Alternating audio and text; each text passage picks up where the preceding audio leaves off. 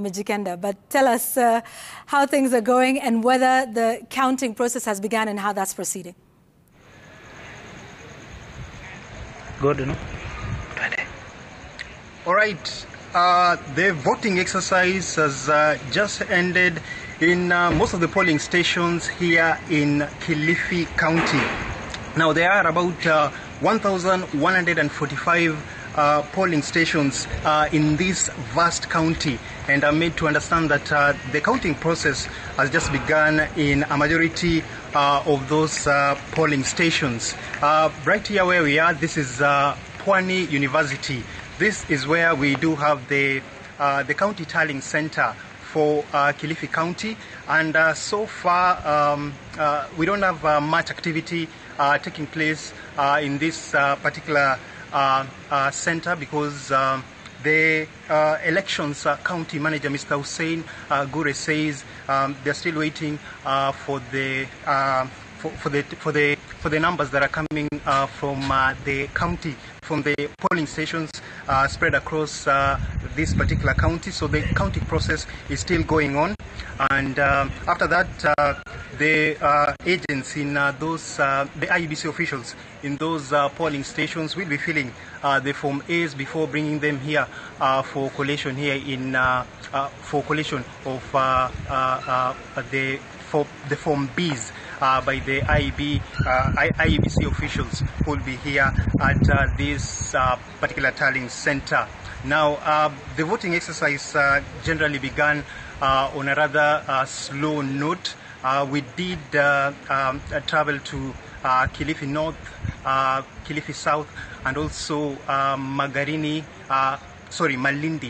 constituencies, and we did witness how the voting exercise there was taking place. Of course, there were a bit of challenges, with the key challenge being the failure of the use of the KIMS kit in this particular exercise, and therefore the manual register had to come in handy for most of these polling stations.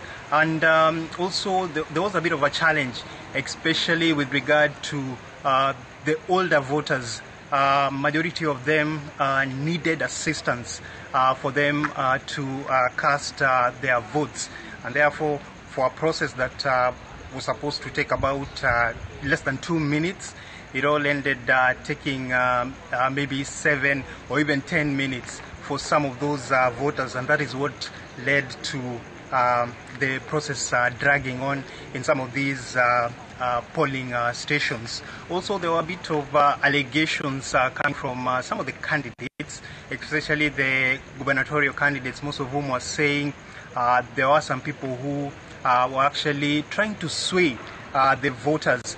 Some were actually allegedly, these are just allegations, they are saying that they were being given money before they cast their votes.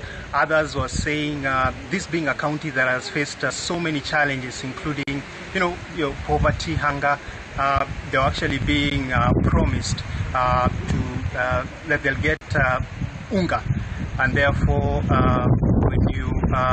when they are promised this particular packet of flour, ideally maybe it's supposed to make them vote for a certain candidate, but these are just allegations, and some of the candidates say that regardless of how this particular election will go, whether the result will be in their favor or not, they've said that they're actually going to pursue some of these allegations, and they're actually going to bring forth these cases to IEBC. Other than that, the entire exercise was rather peaceful, and we did not witness a lot of cases as we had seen in the morning. And generally, in most of these polling stations, we do expect to see the results streaming in throughout the night. But as for now, the elections county manager, Hussein Gure, says they're still communicating with the officials who are in these particular polling stations, as they wait for the final tally, which is actually going to be relayed in this particular center. Yvonne. Thank you very much. That is Dennis Otieno, who is at the Pwani University, which is the